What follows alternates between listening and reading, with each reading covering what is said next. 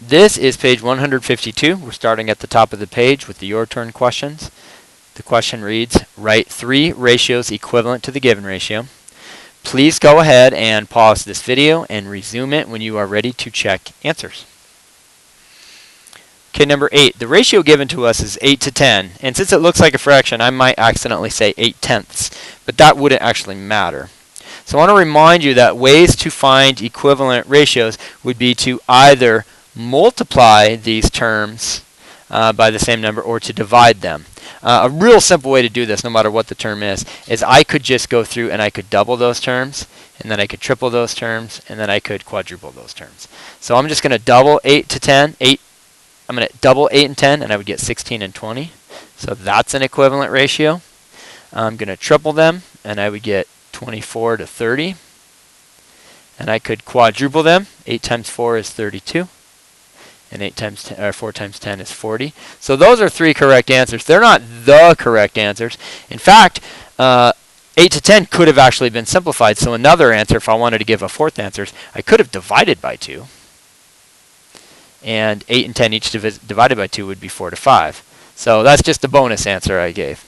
So let's go check out number 9. If you notice number 9, 5 and 2 don't share a factor. So I couldn't simplify that ratio even if I tried. But I could definitely double, triple, and quadruple. So the first term will be 5 and 10 each doubled. I'm sorry, I said 5 and 10. It's 5 and 2 each doubled, so that's 10 and 4. And then tripled would be 15 and 6. And quadrupled would be 20 and 8. Those are 3 correct answers for number 9. If you made any mistakes, please fix those. And then let's go check out the dog and cat problem.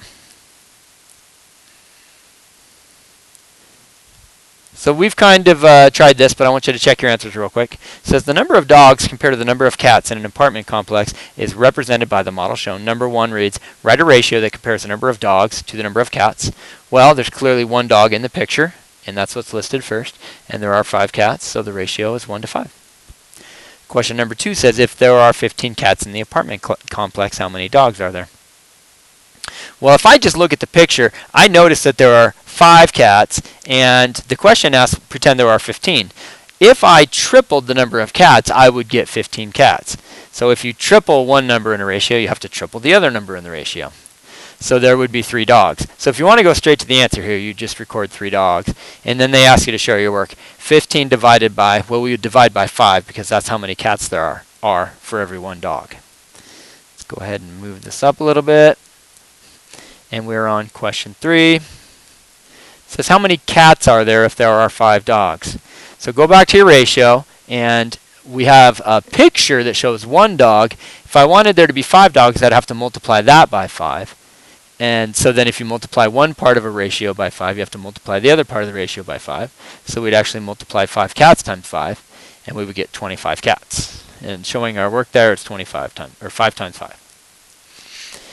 Then the last one, just a little bit tricky, and I might even almost kind of pretend we don't have a picture here. It says the only pets in the apartment complex are cats and dogs. If there are 10 dogs, how many pets are there? Let's pretend we didn't have an image. Let me show you how I would create an image for this. So I know that the ratio is 1 dog for every 5 cats. So if I just wrote it 1D and then 5 C's, 1 dog for 5 cats. I'm going to reread that question. The only pets in the apartment complex are cats and dogs if there are 10 dogs. Well, I've got 1 dog in my image here. What if I did that times 10? Well, that would be 10 dogs. And then I have 5 cats. I would need to then multiply that by 10 as well, and I would get 50 cats. So think about what the question's asking, though, because I've had a lot of students in the past tell me the answer here is 50. But it doesn't ask how many cats there are, it asks how many pets there are. Well, if I have 10 dogs and 50 cats, that's a total of 60 pets. If you made a mistake on number 4, please fix it. Okay, I want you to please read and solve numbers 5 through 9 and resume the video when you're ready to check your answer. Okay, you're ready to check answers on 5 through 9. The directions for 5 and 6 read, the contents of Dana's box of muffins are shown. Write each ratio in 3 different ways. Now what a lot of kids do is confuse what they're asked to do here with what they were asked to do at the top of the page. At the top of the page, you were to find 3 equivalent ratios. Notice this doesn't say that. It says write each ratio in 3 different ways. And this is what we practiced back on page, I think it was about 150. This is where we go look in the table at the banana nut muffins. There are 2. And the corn muffins, there are 5. And so what we're supposed to do here is we're supposed to write that ratio 3 ways, which is 2 to 5, or 2 to 5, or 2 to 5. Most of the time that kids miss numbers 5 and 6 is because they're not understanding what was being asked of them. Number 6, corn muffins to total muffins. The corn muffins is 5, and the total is, I don't see that. Oh, I remember now. The total is when you actually combine them all. The total is 5 plus 4 plus 2 plus 1, that's 12. There are 12 total.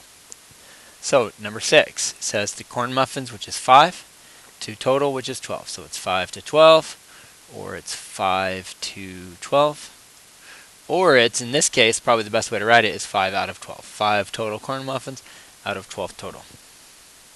I'm going to move this up just a little bit to make sure that we have everything in the screen. And we are on numbers 7 through 9. I'll remind you that if you haven't yet solved 7 through 9, you need to pause the video, try them, and then resume when you're ready to check.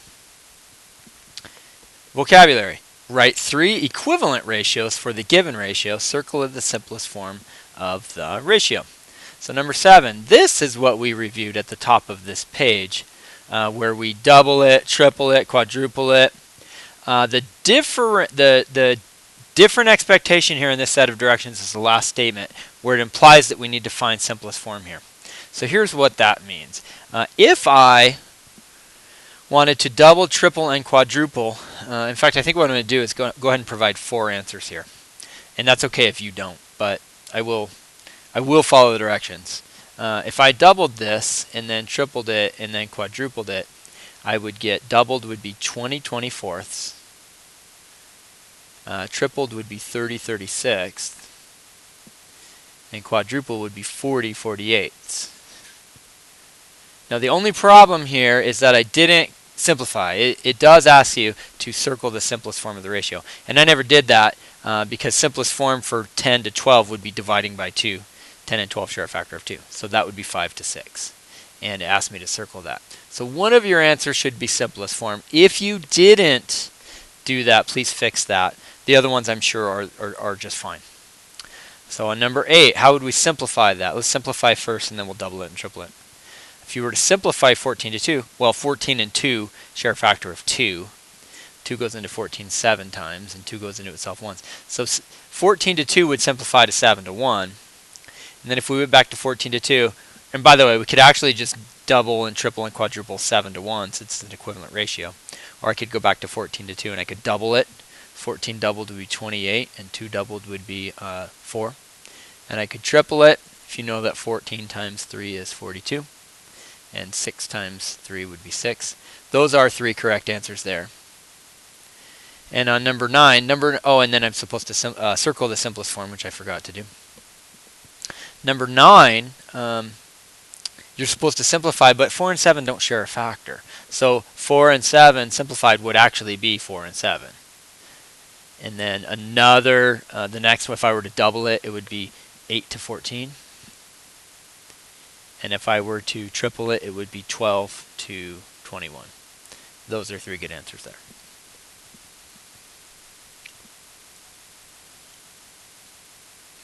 Okay, we're on number 10, and I recognize that number 10 could be a little bit tricky. Often kids read a question like this and aren't sure what's being asked. So I'm going to do my best to explain what this question is asking. I would just ask that you try your hardest to understand, and when you write your example, you could write the example that I use, or you could actually make up your own. It says, use an example to describe the multiplicative relationship between 2 equivalent ratios. So I'm going to start right here with the words 2 equivalent ratios. This isn't the hard part. I would actually challenge you to come up with two equivalent ratios, kind of like what I'm doing right here.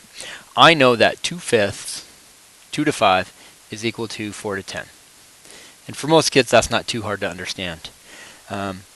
The reason why this is called a multiplicative relationship is because if I started with 2/5 like this, to find an equivalent ratio, I would need to do something like double both the first term and the second term. And if I do that, I would get 4/10.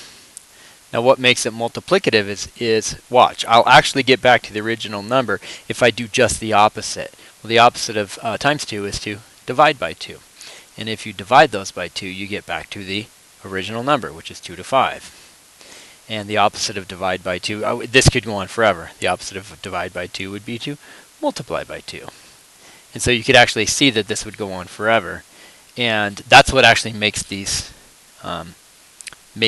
fractions equivalent. Is because if you double them and then you divide by 2, you're back to the original fraction.